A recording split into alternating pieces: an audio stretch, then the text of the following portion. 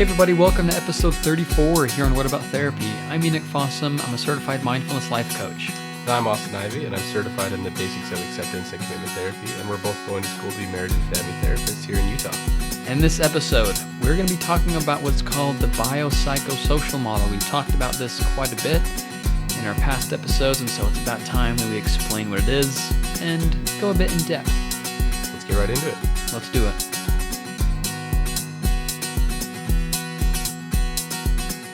Okay, everybody, here we go. Let's get right into it. This is going to come from the article from study.com. We will link it down in the description. This is a fire article that actually explains it really well. And so we figured we might as well use basically the whole thing. Yes, if you want to learn more for it, just check it out. It's a really good resource to learn more about this. So. Yeah, it's awesome. So I think when we first talk about, or when we think about psychological disorders or mental disorders, things like depression, anxiety, eating disorders. If you want to learn more about those, by the way, go to our What About series every Thursday, 7 a.m. And a little plug there. But we can plug ourselves. I think the most common thing is that people say, "Oh, it's just a chemical imbalance." Yeah, it's moving more towards that, like more and more as time goes on when it comes to mental health, that it's simply something is wrong, like a wiring problem in your brain, and you can fix that with said pill or this or that substance can fix that chemical imbalance, and then you'll be better. Right. And it's somewhat misleading. Right. That's kind of the stigma that's behind mental illness right now.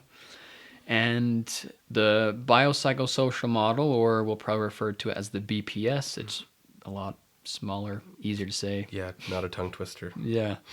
So with the BPS model, that kind of debunks that idea that it's just a chemical imbalance. And honestly, for quite some time, I also believed it was just a chemical imbalance. Like, oh, you just need more serotonin, which will help you feel happy. Or, oh, you just need more dopamine to give you more energy. Mm-hmm. And yes, that can be true, but that's not the only thing to take into account, obviously, when dealing with mental disorders.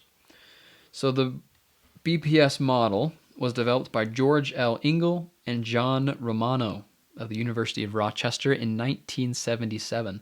So it's been around for quite some time, but I mean, if you're not studying mental health in school or you don't do a lot of reading in that realm, then you probably haven't heard of this.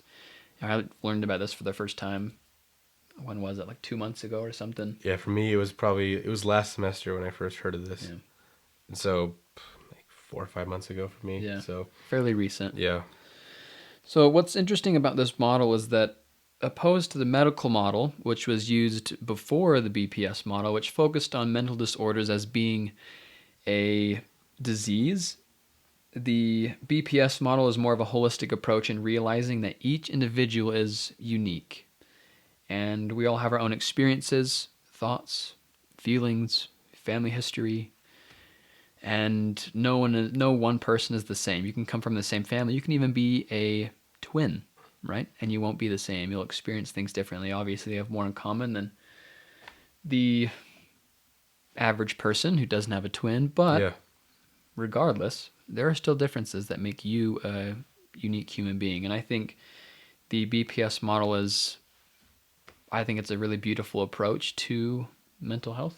Yeah. And to really diving deep and coming to understand a human being, using this model as an outline to kind of to approaching mental health. Yeah, absolutely, because I think a lot of diagnoses and treatment plans and the stigmas behind mental health is that it's either it's simply a chemical imbalance, or it's a complex, non-understandable void. Is like, I don't know, it's really hard to understand for some people, and it can be really hard to find out why a person has anxiety and depression. You could easily describe it as a chemical imbalance, but that's a little bit of an overgeneralization. It's kind of the scapegoat these days. It's a scapegoat, yeah. And so this model, the BPS, can really help us understand why a person has anxiety and depression on a broader scale, not just because of some things going inside of their brain. And so it also can help us understand what elements are involved, ranging from our physical bodies to our thoughts to our friends. And that's basically what it is. And so we can identify and this comes straight from the article. I'm reading straight from the article right here. I don't want to plagiarize, but the article says we can often identify many factors leading to the development of a psychological disorder, such as genetics, difficulty regulating emotions, or environmental stress. There is so much to consider that psychologists have adopted what is called the biopsychosocial model, or the BPS, which examines biological, psychological, and social factors affecting an individual to examine how and why disorders occur. And what I was thinking about this episode, and I forgot to mention this before we got started, so this is kind of out of left field for Enoch, but one of my favorite TV shows is the TV show House. I don't know if you've ever seen that before. Mm-hmm. Yeah, Mm-hmm. so it's like kind of like Sherlock Holmes, but for medicine, for these excuse me. Whoa, sorry about that. Woo. These complex like medical disorders, and like, and if anyone who hasn't seen it, like I said, it's kind of like a Sherlock Holmes-esque show, and this main character, Greg House, is this diagnostic doctor, this leading doctor in Massachusetts, and he has this team where people from all across the area will come to their hospital to get their really complex medical diagnosis figured out. And what they'll do in that, which really made me think about this, is that instead of just treating the symptoms, like, oh, they had cardiac arrest, so let's do this, or they're having this symptom, so let's just give them that medicine. They go check out the house for toxins. They do interviews about their mental health. They do all these different things to figure out what is really going on that could be causing these issues. They treat the underlying cause, and that's really what the BPS focuses on, is rather than just treating symptoms like chemical imbalances, which are typically just symptoms rather than a cause. Instead of just doing that, it focuses on the whole picture, the whole pie, the whole broad spectrum of what could be going on to truly figure out what is going on with the person instead of just treating symptoms. And so if you've seen House, the BPS is what those characters do in that show. They take the whole picture to figure out what's really going on with people. That's cool. I didn't know that. Yeah. I watched a lot of House and Medical Anatomy. Yeah. Is that where you watched it too? My mom loved it when I was growing Okay. up, and so I watched it before that, and then I watched it a ton in Medical Anatomy as well. Yeah. But that's kind of the approach they take with it. That's kind of what I thought of, is they're very broad spectrum with it, rather than just, oh, he has this symptom, it must be this. Well, sometimes they do that. Yeah. But then House is always like, no, you got to think about this, you got to think about that, and how this correlates with that.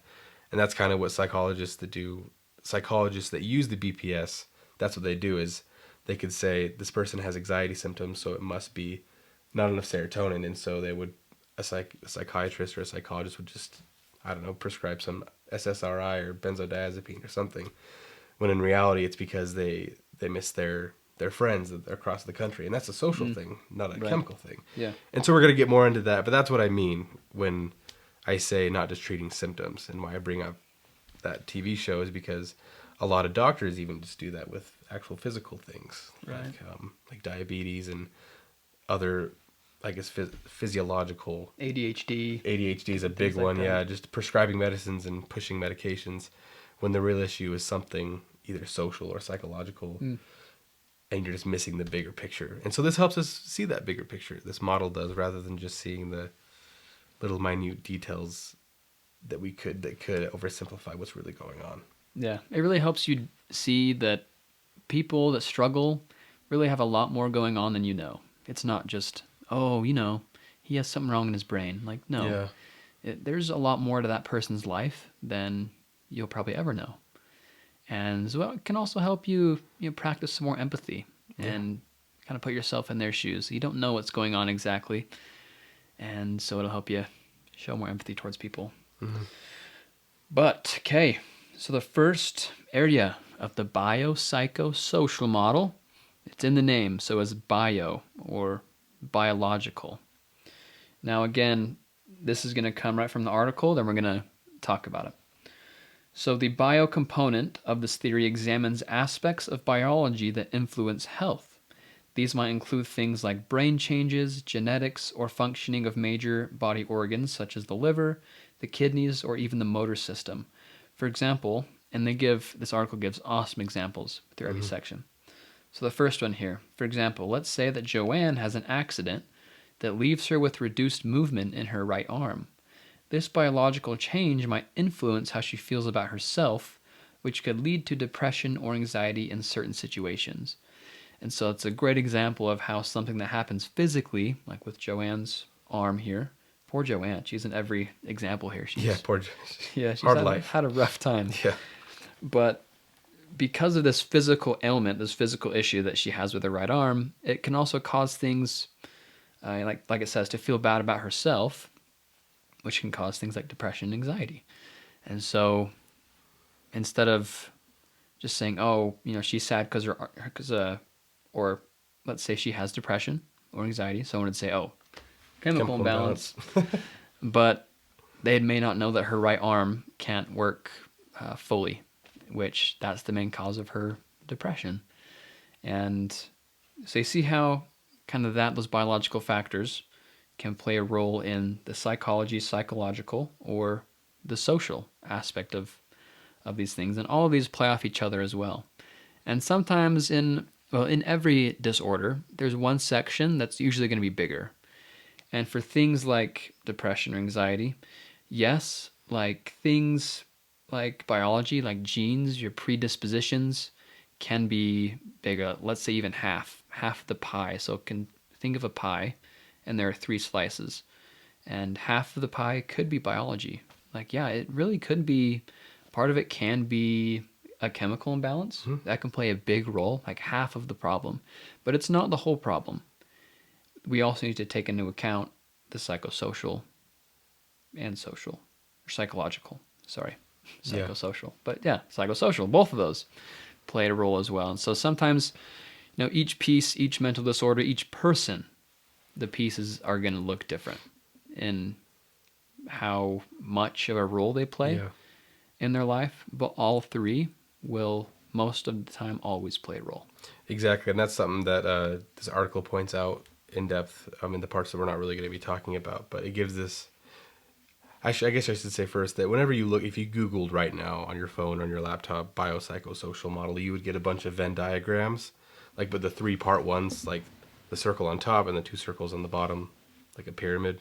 Yeah. And there's intersections all over the place. And so, like Enoch's saying, they're like, maybe at one point that bio part of that Venn diagram is a little bit bigger, and it's contributing to the problem more. But as we're going to learn with the next 2 parts, it's never just by itself. It's never just a biological thing. It's never just a psychological thing, and it's never just a social thing. They all interact with each other, and so if you fix one part, it's going to interact with another part of it. Yeah. If you focus on the biological aspect, that's going to have an effect, negative or positive, on the psychological. And so hopefully this is all making sense now, that it's just all connected. All 3 of these aspects of this model are connected, and you can't see them as separate parts. You have to, well, according to this model, according to this theory, right, the approach needs to be in all aspects of the model. And we'll see if we can put a picture down in the show notes for you as well. So if you just scroll down, there's either going to be a link or the picture. I don't know if we can put just pictures there, but there will be a link there for sure of just the diagram. Yes, that way you can kind of see how they do interact, and how they're in the very center, they all interact in each other, and how they just separately interact with one another. And so I guess moving on to the next system, which would be the psycho or the psychological part of it. The psycho component of the theory, again, this comes straight from the article, examines psychological components, things like thoughts, emotions, or behaviors. Joanne might go through many different psychological changes. She might experience decreased self-esteem, fear of judgment, or feel inadequate in her life or job. These changes in thoughts might lead to changes in behaviors, like avoiding certain situations, staying at home, or quitting her job. As she engages in these behaviors, her injury might worsen, or she could suffer further depression and anxiety. And so I love how they tie it together, because the biological, the broken or dismembered, whatever, the arm is not working properly the way it should. That's giving her anxiety because of that, but that is also changing her thoughts, and now her thoughts are involved in the way that she feels about her life. She might feel inadequate, that she might not be able to do her job correctly now because of the arm, but now that's changing the way her thoughts and her behaviors are manifesting themselves. And so that's a perfect example of how these 2 things interact with each other. Her arm, biological change, it's a normal thing, is now changing her behavior. And so, and I guess maybe signaling out, maybe the source is psychological. Let's say you just have a personality disorder or some type of, I don't know, some type of mental disorder that would be the source of the issues. Like, let's say you have a personality disorder that could affect you biologically. Let's say you have an anxiety disorder where you ruminate a lot and you overthink. Yeah. And that's strictly like the thoughts are strictly psychological, but how is that implementing and manifesting itself biologically? Probably in increased breathing rates, headaches. A lot of the time for me, I get a lot of headaches. And so it just shows the link between the two there. Yeah. So that's the kind of the psycho part of it. I should say psychological because you're not psycho. That's the psychological part of it. That it's really our thoughts and our behaviors and how that interacts with other things. There's a movie called Psycho. Had to watch it for one of my film literature classes. It was made in I don't even know. Back in the day when they had black and white TV. Black and white. Did I say black and light? Black and white. Black and white TV. Anyway, Psycho. If you want to know what a psycho is, watch that movie. That one. Yeah, it's great. It's kind of scary too. It's like their version of horror back in the day. Oof. That doesn't really compete with now. Don't like horror. Yeah, me either. Not a fan. Mm-mm. Anyway, so with things like psychological issues, like thoughts, behaviors, in our upcoming What About series on Thursday, we're going to be talking about depression. And I think one thing that can play one of the biggest roles in depression is the psychological areas of your life. You know, how you control your thoughts, what you do think about, if you ruminate a lot. And those can play a big role in how you feel, especially with anxiety as well. You can feel anxious if you think about, social situations or things that make you anxious. If you ruminate on those can cause a lot of issues there. Yeah, definitely. And so a lot of issues, a lot of struggles do come from the psychological here.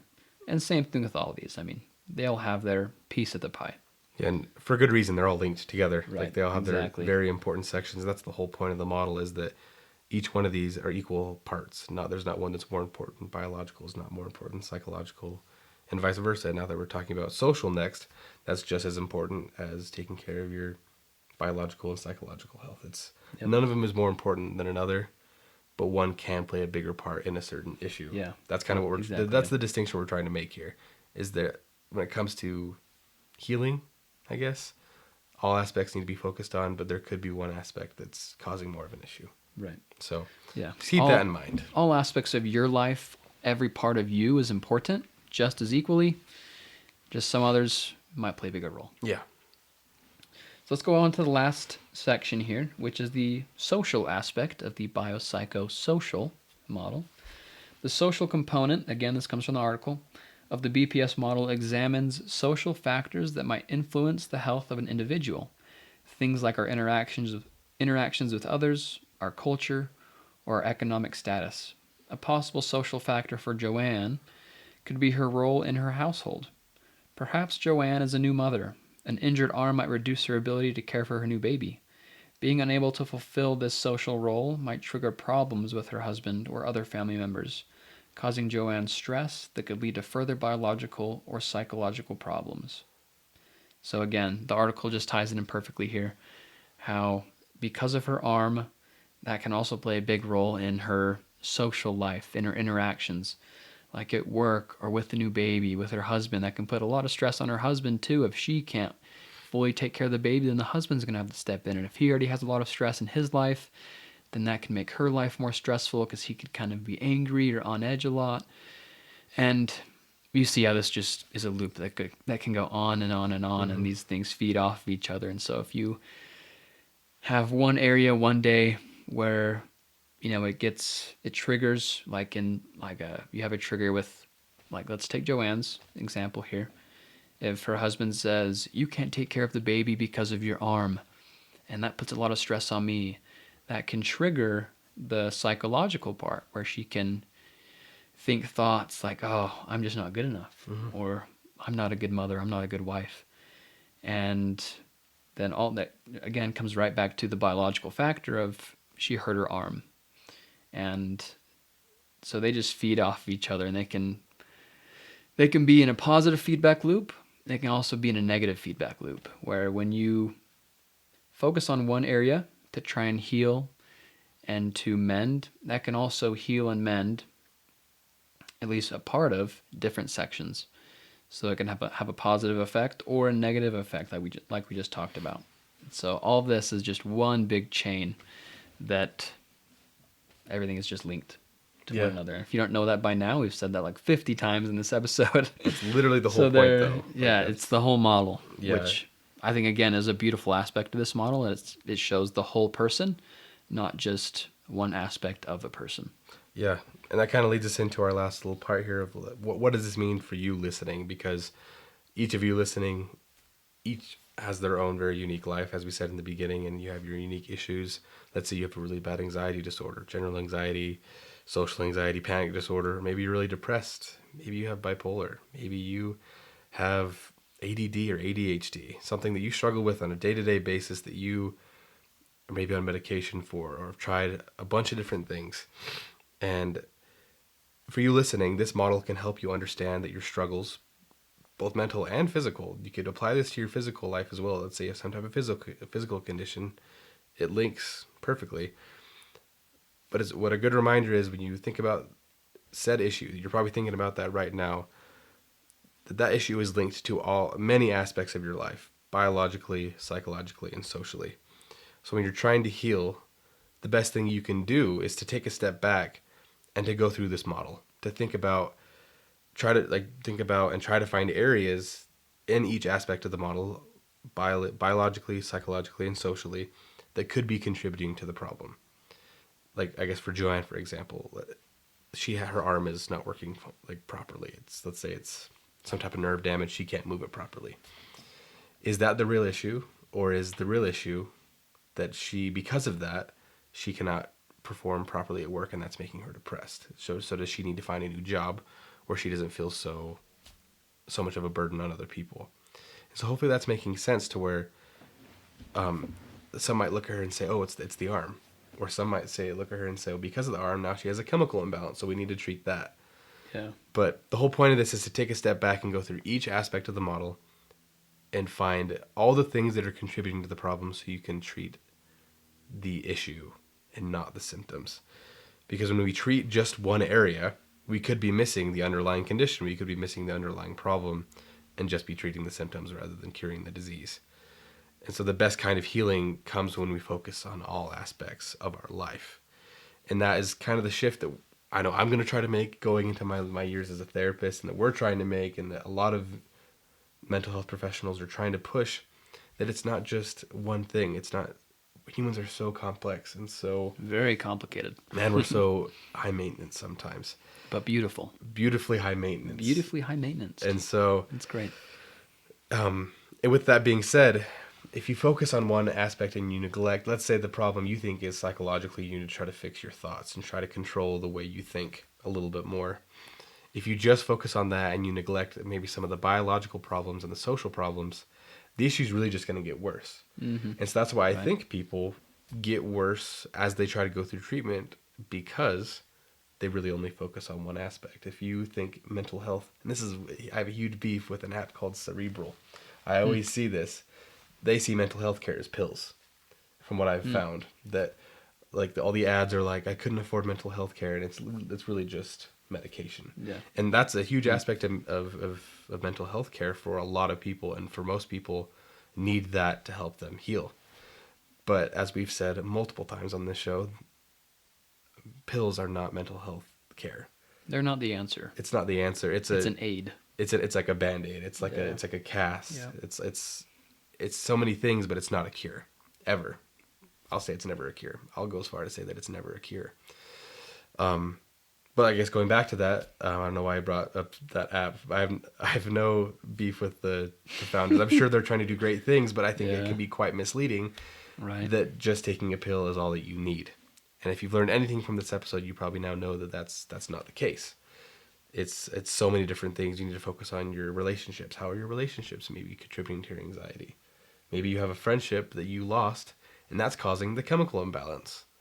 And if you just take a bunch of pills, that's going to help you feel better, but it's not going to fix the problem because you still have that relationship problem. Yeah, just going to bury those even further. Exactly. So when you focus on the entire BPS model, when you focus on the entire picture, that's where true healing comes from, not just feeling better.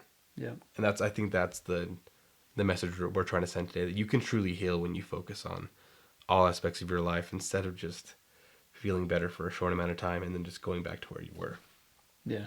I mean, this is a whole subject for another day, but feeling good does not mean you're healed if you feel good. And I think that's where the whole medication stigma comes into play, where if you feel better, you're healed or you're healing. And that can be true. That's a sign. Yeah, but good people signal. say, if I feel good, I'm good to go. Like I'm all set. But those feelings could just be buried, or those issues buried a little more because of medication. And again, don't want to go too deep into it, but just the thing we're trying to get across here is that, like we've said before, every single person, you listening, me, Austin, we are all so different. And that's what makes all of us unique. That's what makes all of us beautiful and amazing in our own ways.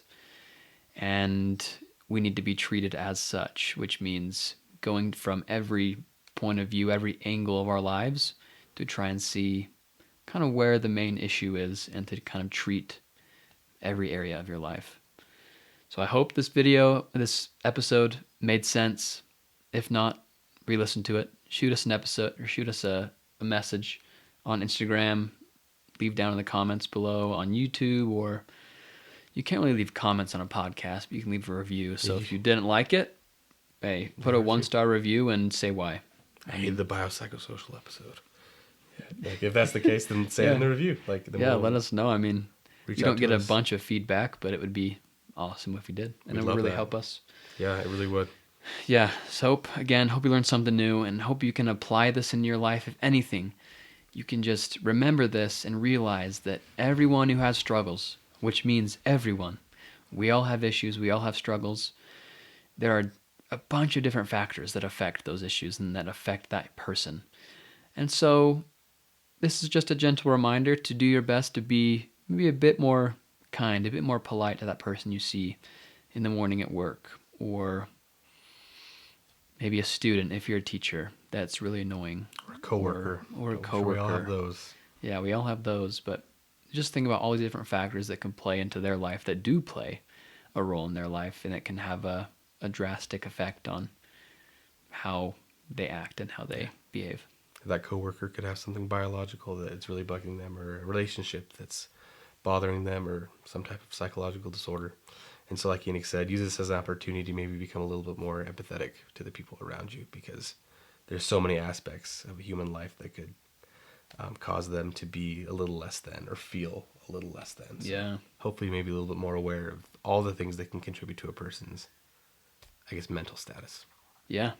So thank you all so much for listening. Again, every Thursdays now we're doing about the What About series. So join us on Thursday.